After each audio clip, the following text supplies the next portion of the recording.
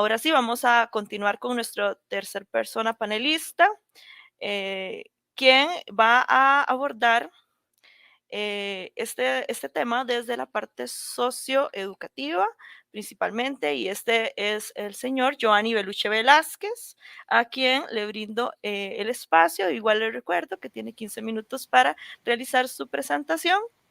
Y también, antes de pasar, darle la palabra a Giovanni, recordarles que pueden plantear preguntas para ver si las podemos solventar al final. Muchas gracias, Giovanni. Bienvenido. Hola, hola a todos y todas. No podemos hablar de las universidades y los efectos de la política pública sin referirnos al contexto donde estamos insertas las universidades, que es la sociedad costarricense, como no podemos hablar de la política pública que impulsa el actual gobierno sin hablar de sus antecedentes. Entonces, vamos directo porque el tiempo es corto. La Costa Rica que hoy somos es producto de la aplicación de un modelo de acumulación egoísta que genera pobreza, exclusión social, inequidades, brecha social, daño ambiental y acumulación de la riqueza socialmente producida en pocas manos. Pero esto no comenzó en mayo del 2022. No le podemos dar todos los méritos al gobierno del señor Chávez, pero sí reconocerle que es un fiel continuador de lo que inició esta situación. De lo que sí es responsable el gobierno de Chávez es que mantiene las mismas reglas del juego: política austericida, empobrecimiento de la clase asalariada y de importantes contingentes de las capas medias, e impunidad para los grandes evasores fiscales. Nos escandalizamos, y no es para menos, de la oprobiosa paliza física que reciben unas trabajadoras de una tienda en la capital del país. No es para menos, pero nos parece normal que vivamos en un país donde están proscritos los sindicatos en las empresas privadas, aunque la Constitución diga lo contrario, donde las intocables piñeras se permitan contratistas para evadir el pago de la seguridad social y condiciones paupérrimas para las clases trabajadoras, para los jornaleros agrícolas que allí trabajan. ¿Será la única tienda S&R la que viola las normas de trabajo de Costa Rica? ¿Dónde estaban y dónde está el Ministerio de Trabajo, la Inspección Laboral y demás instituciones del sector público que si no nos enteramos por un video que salió en redes, no hubieran actuado? El ingreso per cápita de los costarricenses en 2022 creció en 3.3%. Es decir, la riqueza del país está creciendo, pero los hogares pobres aumentaron. Hoy tenemos la mayor desigualdad social de Costa Rica de los últimos 35 años. Tanta injusticia no se construye en 6 meses de gobierno. Los artífices están en la Alianza Neoliberal, PAC, PLN, Partido de Unidad, evangélicos de todo pelaje, y ahora hay que sumar el PLP y el PSD. A septiembre de 2022 se registró una variación interanual de la inflación por el orden de 11.5% y los precios de los alimentos crecieron 22.5% en agosto de 2022. Sin embargo, los salarios mínimos reales han decrecido en menos 7.13% a junio y menos 5.06% a octubre de este mismo año. Ahora sí es responsabilidad de Chávez que frente al galopante aumento del costo de la vida se alinea con los empresarios y decreta un pírrico incremento de 1.24% a la base del salario mínimo, mientras que el IPC a junio era de 11.5%. El Consejo Nacional de Salarios, en sesión del 24 de octubre de 2022, aprobó por mayoría un incremento de los salarios del sector privado por el orden de 6.62% a partir del 1 de enero del 2023. O sea, la mitad del costo de la inflación. Los sueldos en el sector público siguen congelados desde el gobierno del PAC. La clase asalariada sigue perdiendo capacidad adquisitiva. Esto también es responsabilidad del gobierno de Chávez. Las y los productores agrícolas la están pasando muy mal. Según datos presentados en el programa Estado Nacional en julio de este año por el nada sospechoso economista Gerardo Corrales, El índice de precios al productor subió casi el 18%. De lo que no habla Corrales es de la necesaria revisión de las utilidades que se generan en la cadena productiva de alimentos, porque ese incremento galopante de los precios de la comida, de los alimentos, no se está quedando en las manos de los productores. El 23% de los hogares, o sea, 400,000 hogares costarricenses, se encuentran en situación de pobreza. 16,000 hogares más que en el 2021. No es un dato frío, es 1.329.757 costarricenses que viven bajo la línea de pobreza. Y si empleáramos un verdadero método de medición, las cifras serían realmente escandalosas. La situación para las grandes mayorías es asfixiante y lo seguirá siendo porque el gobierno de Chávez es una continuidad de sus antecesores. El presidente es un tecnócrata neoliberal. Cuando fue ministro de Hacienda se había pronunciado contra la evasión fiscal, habló sobre el secreto bancario y acerca del registro de accionistas. Como ministro provocó ciertas tensiones con algunos sectores de las cámaras empresariales. Pero ya como candidato dio un giro todavía más a la derecha. Y como presidente ni se diga, se olvidó del fraude fiscal, demostró ser un servidor leal de los grandes capitales, al igual que su predecesor. Es un gobierno neoliberal en lo económico, conservador en lo moral y que hace discursos populistas.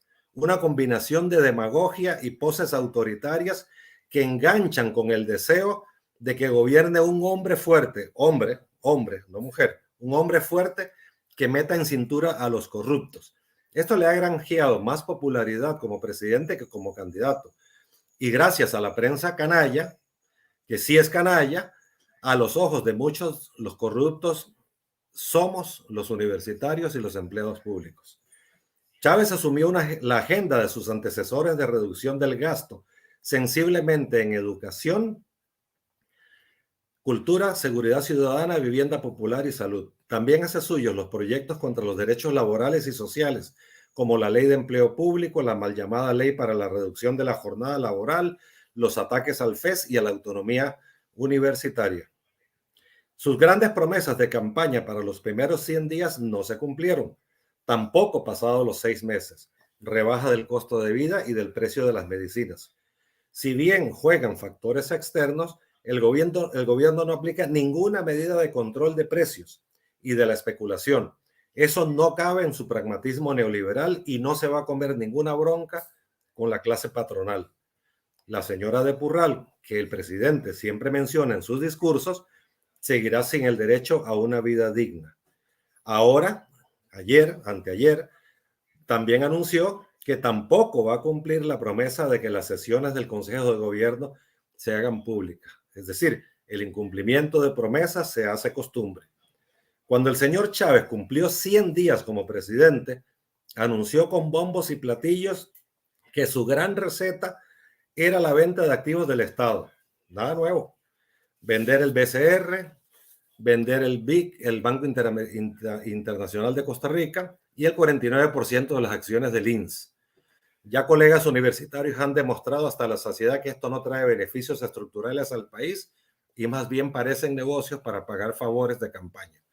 La regla fiscal y el ajuste aplicado desde Carlos Alvarado y que continúa con Chávez no solo afectan las políticas sociales, también conllevan restricciones al crecimiento y a la reactivación de la economía. Por eso no baja el desempleo, 12 a 13%. Crecen el subempleo y el sector informal.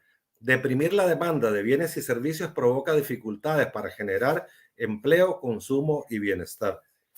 Pero es falso que no existan opciones al ajuste de las políticas neoliberales. Entre economistas conservadores, neokeynesianos y neodesarrollistas hay debates muy interesantes. Algunos sustentan que el Estado cumpliría un papel preponderante en el estímulo de la actividad económica, descongelando los salarios e inyectando liquidez a la economía. Lo hacen en los países capitalistas desarrollados. 8 países de Europa han anunciado aumentos salariales pospandemia. En vez de aducir que la deuda y el déficit son obstáculos, el gobierno debería plantear una política de combate a la evasión y elusión fiscal. No hay justicia tributaria en Costa Rica, pero Chávez no se va a comer la bronca con los millonarios evasores. Tampoco le va a entrar al tema de los paraísos fiscales. Da vergüenza ajena ver al ministro de Hacienda diciendo que no hay plata para pagar los aguinaldos, lo cual, además de falso, lo que hace es evidenciar públicamente su propia incapacidad para atender el tema fiscal. Las subpúblicas están bajo ataque y no voy a entrar a muchos detalles por respeto al tiempo, pero sí están bajo ataque porque el Poder Ejecutivo además ahora tiene la agenda de la Asamblea Legislativa. Yo quiero recordarle al gobierno de la República y a la ministra de Educación que es una universidad. Una universidad es un centro de educación superior donde se hace docencia, extensión, investigación, producción, editoriales, publicación de libros, revistas, donde se fomenta el debate de la vida nacional y de la vida internacional, donde se fomenta el amor por el deporte, por las artes, donde se hace vida universitaria. Eso hacemos las universidades públicas, pero aún así se quiere recortar el presupuesto de estas casas de estudios donde estudian los hijos y las hijas de quienes no pueden pagar educación privada. Es decir, me pregunto, las universidades privadas de la familia de la señora ministra de Educación hacen todo esto. ¿Se le puede llamar universidad si no se hace todo esto? ¿O son centros únicamente de docencia superior? Nos preocupa mucho el expediente 22.661, manejo eficiente de la liquidez del Estado. Nos preocupa mucho, y ya un compañero antecesor, el expediente 23.380, ley reguladora del Fondo Especial de la Educación Superior. Todo un proyecto de ley que habría que estudiar. Nos preocupa mucho la entrada en vigencia de la ley de empleo público ahora en marzo, y nos preocupa mucho que se continúe aplicando la regla fiscal afectando a las universidades, entre otras instituciones. Cierro diciendo, se auguran tiempos difíciles. La alianza neoliberal, ahora encabezada por Chávez y constituida por casi todos los partidos presentes en la Asamblea Legislativa, va con todo a terminar de desmontar lo que queda del Estado Social de Derecho. Se impone la unidad de las organizaciones populares y universidades en torno a una agenda nacional de lucha por la defensa de las conquistas sociales.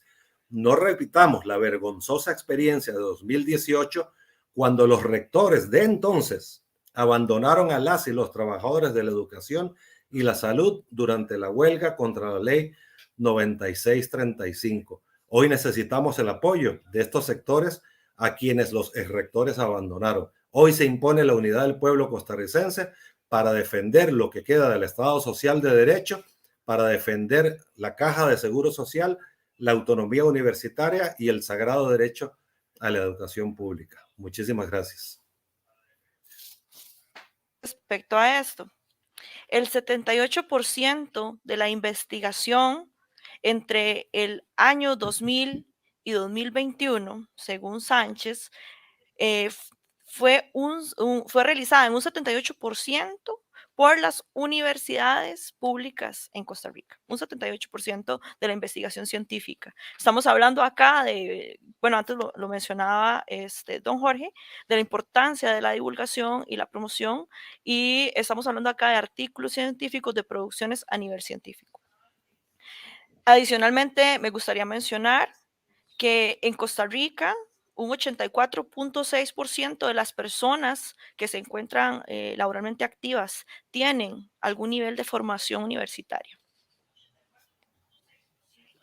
Agrego, 67.4% de las personas graduadas de universidades públicas en nuestro país financió sus estudios mediante una beca de la institución a la cual participaron. Es decir, el aporte que se ha generado desde las universidades públicas al desarrollo social, científico, tecnológico, artístico del país es significativo.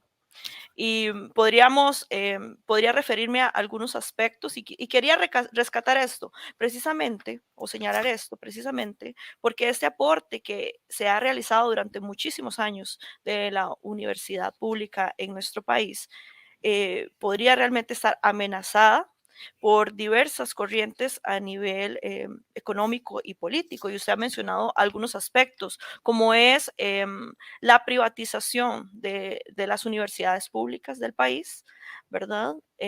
Y quisiera tal vez que ahondáramos un poquito acerca de esto. ¿Cuál es su perspectiva y su visión en torno a la a tal vez el fortalecimiento de la privatización, ¿verdad?, de los servicios de la universidad?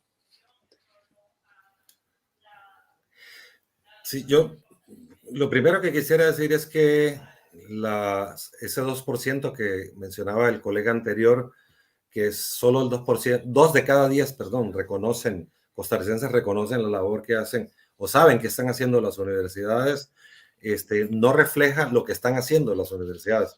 Refleja que vivimos en un país donde si hay un escándalo de corrupción en una universidad, todos los canales de televisión y la prensa canalla salen corriendo a publicarlo. Pero las buenas noticias que se generan en la educación superior pública no salen en los noticieros. Yo lo digo personalmente porque, eh, bueno, un noticiero, Canal 8, directamente lo voy a decir, nos buscaron y nos entrevistaron cuando el cambio de administración en la universidad y antigua jerarca se fueron con pagos millonarios de vacaciones acumuladas, nos buscaron y nos preguntaron la opinión sobre eso. Pero yo le dije a ese periodista y a otros periodistas de ese canal, miren, pero ¿por qué solo hablamos de eso si en las universidades públicas se están pasando cosas muy interesantes, cosas muy hermosas, se están haciendo realmente trabajos muy interesantes? Y me dijeron, bueno, eso sería con otro periodista, pero nunca apareció el interés. Es decir, hay una política de invisibilizar el aporte que las universidades públicas le realizan al país. Los datos que acaba de dar la colega Mari son datos contundentes. Aquí la investigación en este país lo hacen las universidades. Investigación en todo tipo de ciencia, en las ciencias duras y en las humanidades. Lo hacen las universidades. Es decir, pero cada día, cada año, perdón, cada gobierno que pasa se pone más mezquino con el otorgamiento de fondos para que se siga haciendo eso. ¿En favor de quién? ¿En favor de quién?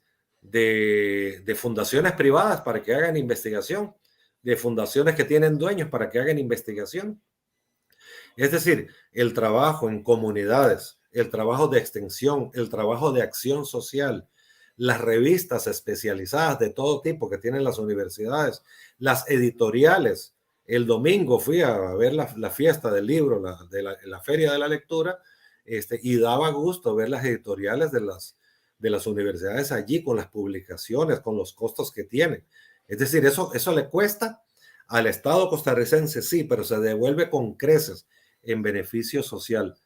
Pero no se habla de eso en los grandes medios de comunicación. Y lo otro importantísimo, que también Mari lo decía ahora, la educación en América Latina sigue siendo todavía la principal herramienta de movilidad social ascendente para la gente pobre. Y en Costa Rica, las universidades públicas, igual que la educación pública, son las posibilidades de romper círculo de pobreza. Es decir, solamente la obstinación, la necedad ideológica del neoliberalismo pragmático y extremo puede conculcar el derecho de la educación pública a la gente más pobre, como lo están haciendo. Con respecto a esto, Joanny, quisiera tal vez agregar que según Noam Chomsky, las universidades pues, han sido tomadas por el neoliberalismo, lo que conlleva, ¿verdad? Y usted lo mencionó, eh, a que haya una afectación hacia la población académica, hacia las personas docentes, donde quienes, y a las personas funcionarias en general, quienes muchísimas veces exponen su corporalidad ante diversas amenazas o ataques que puedan surgir a nivel social, ¿verdad? Siendo muchísimas veces víctimas de una violencia estructural, ¿verdad? Que donde se expone la corporalidad de la persona funcionaria y académica, ¿verdad? Tal vez incluso cuestionando su valor a nivel de docencia, cuestionando, digamos, sus intenciones y también un poco ahí el desafío contra respecto a las expectativas que se esperan. Entonces, en este sentido, ¿qué nos podría decir usted, don Giovanni? Sí, dos cositas. A ver, brevemente. La primera es que, desdichadamente, dentro de las universidades públicas estamos llenas de neoliberales. Eso es lo primero. Recuerdo cuando la discusión sobre la ley 9635, que desembocó en la regla fiscal que tanto daño nos está haciendo a las universidades, dentro de las universidades públicas, particularmente la Universidad de Costa Rica, en la Facultad de Economía, yo recuerdo economistas defendiendo esa reforma regresiva, esa propuesta tributaria regresiva, defendiéndola. Es decir, estamos llenos de neoliberales adentro. Yo quisiera que nuestros colegas neoliberales vayan a la administración de cada universidad y propongan que se le rebaje el sueldo, que es la política neoliberal para las universidades, porque nos tienen congelados los salarios. Y los medios son la otra parte que hace el otro papel. Viven diciendo, agarran dos, tres casos extraños dentro de alguna universidad pública y le dicen a la sociedad costarricense, miren, estas son las millonadas que se ganan estos vagos de las universidades públicas. Y eso tampoco es cierto. Yo desafío al periodista que quiera que venga a la universidad donde yo trabajo, que nosotros tenemos de manera pública los salarios que ganamos los trabajadores de la UTN para que vean los verdaderos salarios. Y se ha conculcado el derecho a los pluses salariales como si fueran un robo. Es más, nosotros tuvimos un rector que fue miembro del CONARE que antes de irse dijo que había que acabar con los pluses salariales. Bueno, ese rector nunca renunció a los pluses que él recibió hasta el último día. Los pluses salariales en las universidades públicas, además de ser un tema de justicia laboral, son los que permiten más o menos hacer un poco dignos los salarios de los trabajadores de la educación superior. Acá hay mucha tela que cortar, pero una vez más, invito a cualquier periodista que venga a las universidades a visitarnos para que hablen de las cosas buenas que se hacen en las universidades públicas, no solo de los escándalos, y también que vean lo que realmente reciben las y los educadores de las universidades a cambio de su abnegado trabajo, que es la ultra mayoría.